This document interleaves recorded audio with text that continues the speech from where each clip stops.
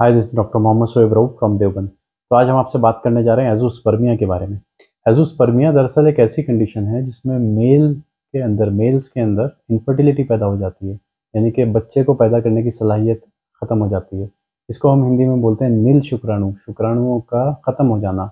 इसको हम इन्वेस्टिगेशंस में अगर जाएँ तो फिर इसमें बहुत सारे इन्वेस्टिगेशंस करवाए जा सकते हैं, लेकिन जो इसका बेसिक इन्वेस्टिगेशन है, वो है सीमेन एनालिसिस। सीमेन एनालिसिस के ज़रिए हम इसको आसानी से पता लगा सकते हैं कि हमारे अंदर कितने स्पर्म एक्टिव सेल्स जो हैं वो मौजूद हैं।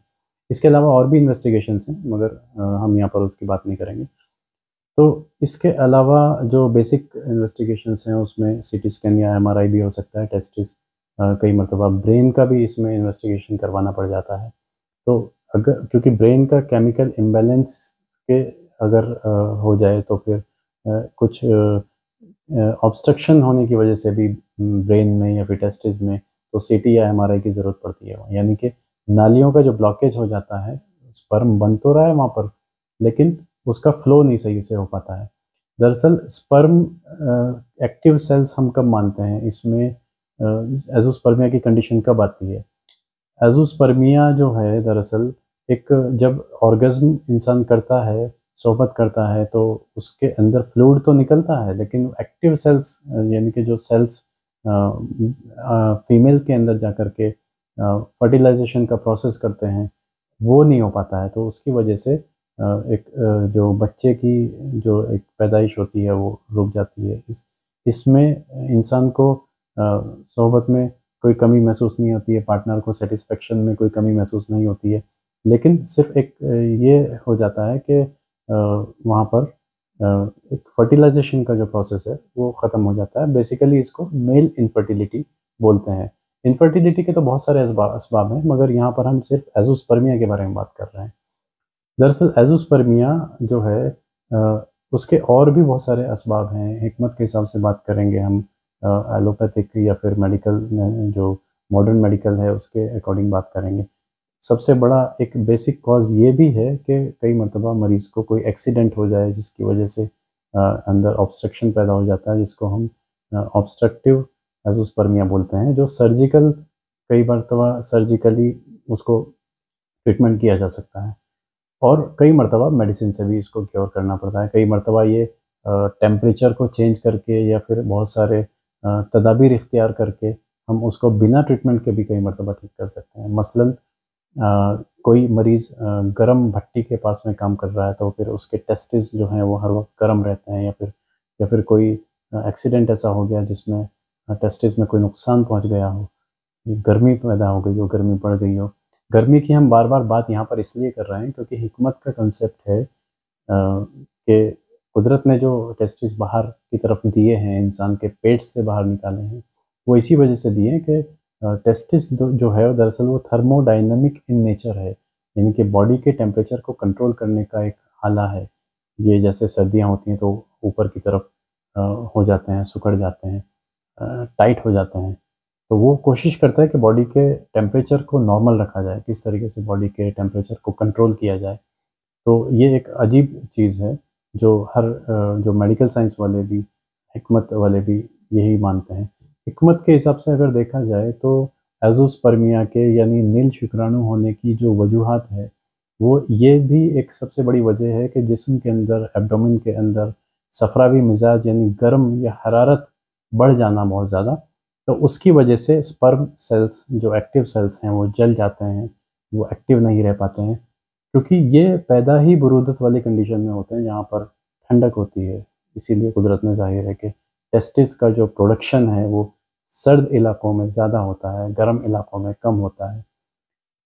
तो कई मर्तबा तदाबीर के तौर पर हम मरीज़ को गर्म इलाके से ठंडे इलाके में रहने की सलाह भी दे सकते हैं। उससे भी बहुत सारे इस मर्ज़ का हल हो सकता है।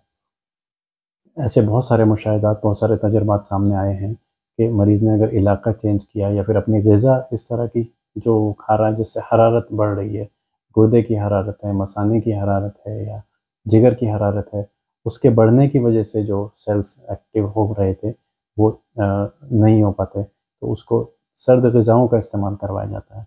इसमें सबसे बुरी बात जो ये है, हिकमत को बदनाम किया जाता है।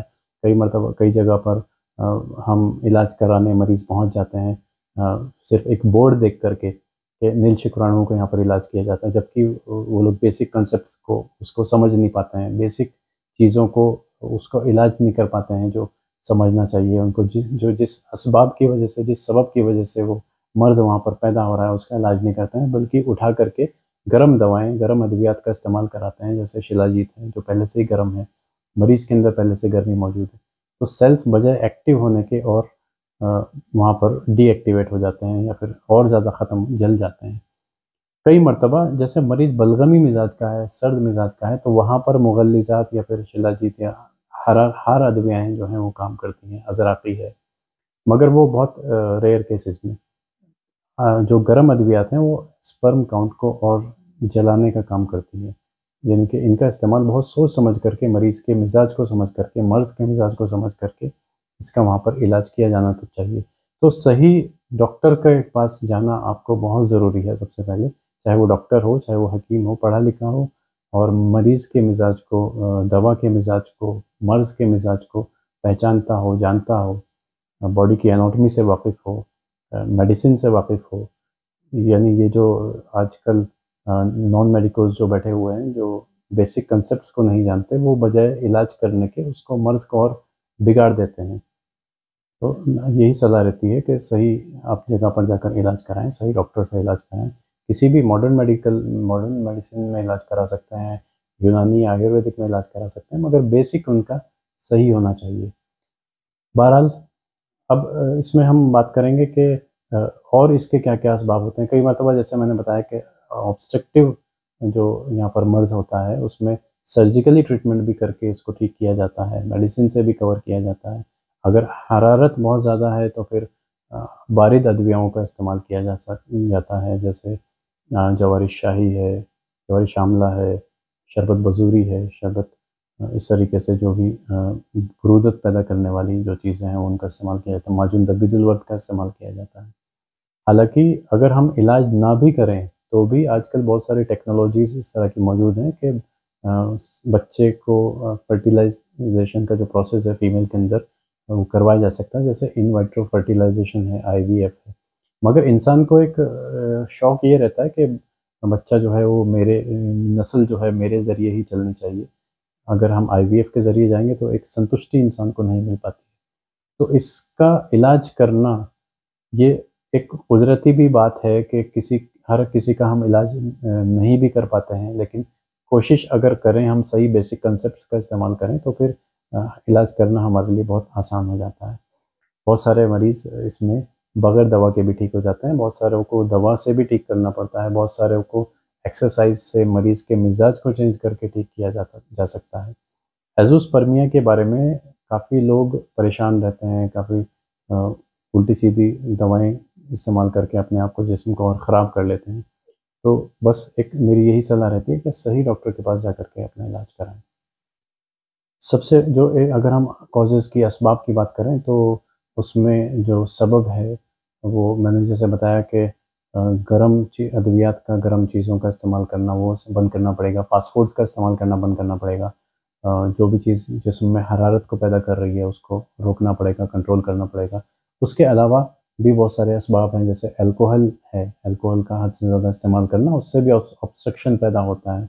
स्मोकिंग से भी ऑब्स्ट्रक्शन पैदा होता है, नसों के अंदर जो है वो रुकावट पैदा होती है।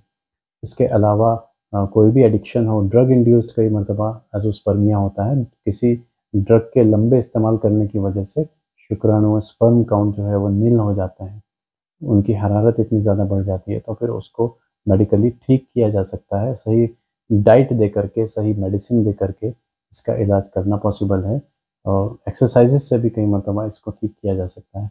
तो सही इलाज करें, सही जगह पर जाएँ, सही ट्रीटमेंट लें और अगर आपको वीडियो अच्छा लगा तो लाइक कीजिए।